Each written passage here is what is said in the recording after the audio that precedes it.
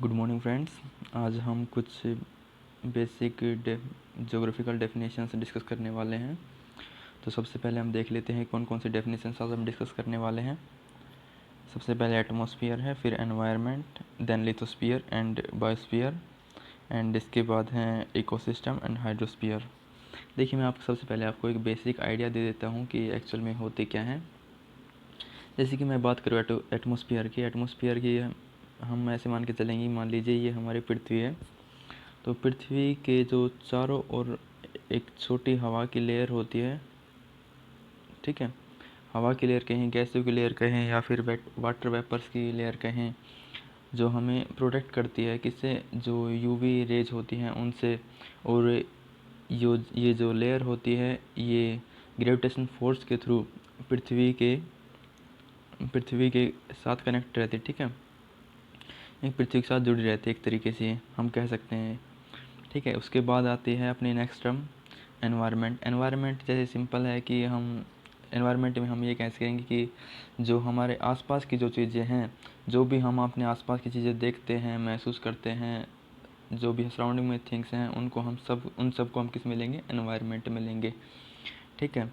फिर आता है लिथोस्फीयर मतलब कि जैसे कि भूपर्पटी में कहूँ, अर्थ की जो सबसे अपर मोस्ट लेयर है, जो क्रस्ट है, अपर मोस्ट लेयर है, उसको हम किस में काउंट करेंगे, लिथोस्फीयर में। लिथोस्फीयर कहते हैं स्थलमंडल।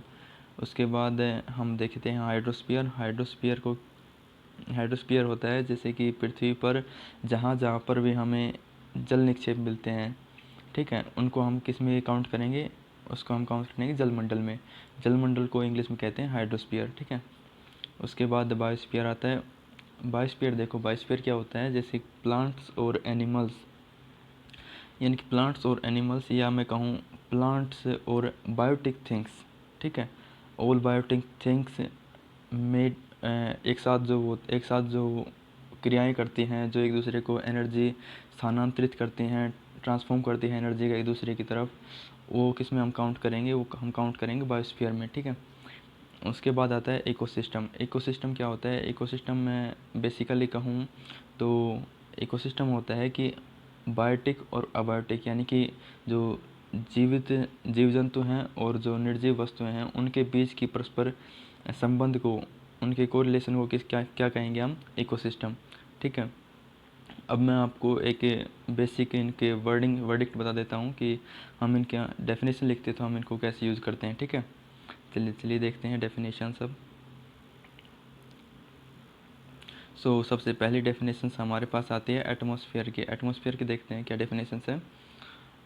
एक सेकेंड रुको।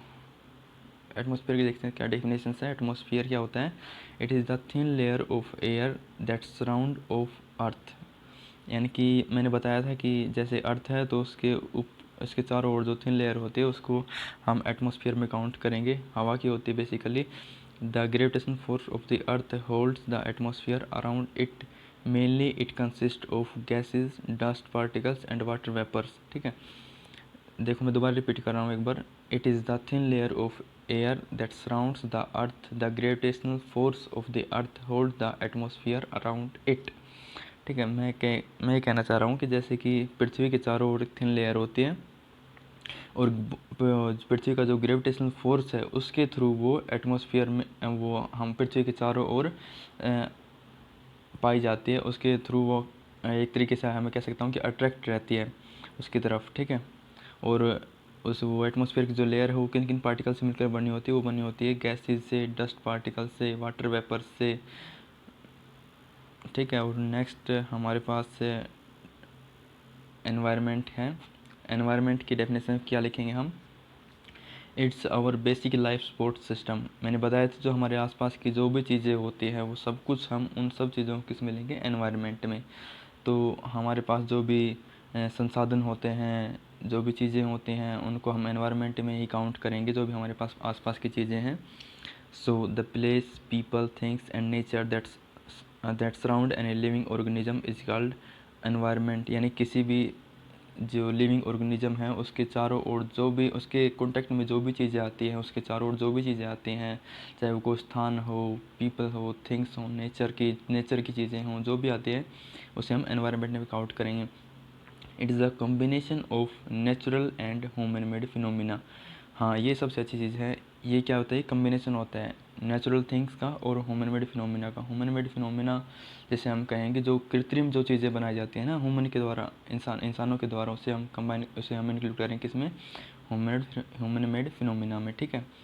और इन्वायरमेंट की बात करें, इन्वायरमेंट को हम दो तरीके से रेफर्स कर सकते हैं। इट रेफर्स बोथ, कौन कौन से, बायोटिक और अबायोटिक। बायोटिक में कौन कौन से होते हैं, लिविंग ऑर्गेनिज्म हम इंक्लूड करेंगे बायोटिक्स में, और अबायोटिक्स में हम नॉन लिविंग एलिमेंट्स इंक्लूड करेंगे, ठीक है। बायोटिक में जैसे कि एनिमल्स हो गया और अबायोटिक में जैसे लैंड हो गया। तो यानी कि मैं फिर से रिपीट कर देता हूँ एक बार, यानी कि जो भी चीज़ें हमारे आसपास पाई जाती हैं वो सब चीज़ें, वो सब थिंग्स जो है नेचुरल हो या ह्यूमन मेड हो, हम उन सभी को किस में काउंट करेंगे, एनवायरनमेंट में, ठीक है।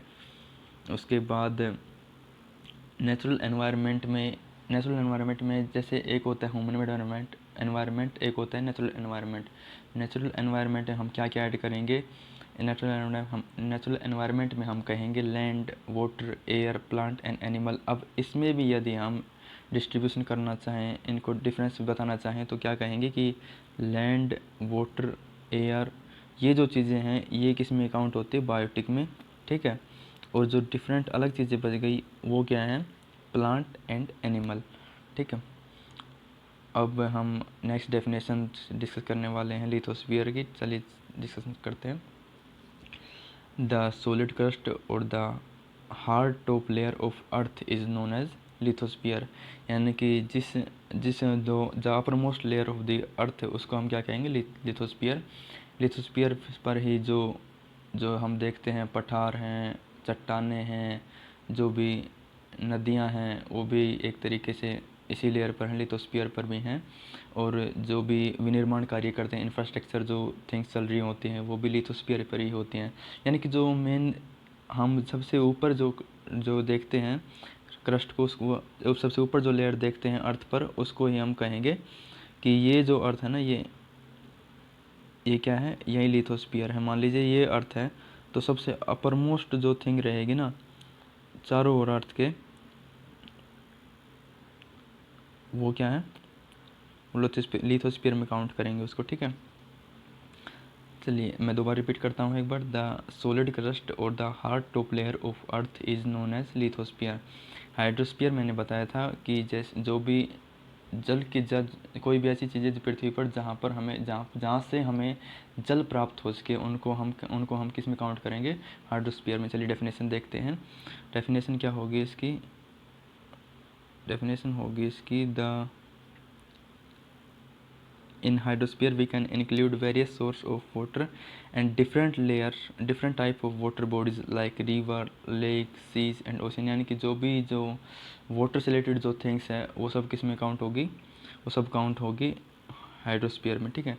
उसके बाद आता है बायोस्फीयर। बायोस्फीयर में हम मेनली काउंट करेंगे जो पेड़ पौधे हैं और जीव जंतु हैं। पेड़ पौधे और जीव जंतु दोनों की विभिन्न विभिन्न प्रजातियां मिलके, या मैं कहूँ the plant and animal kingdoms together make a biosphere, ठीक है।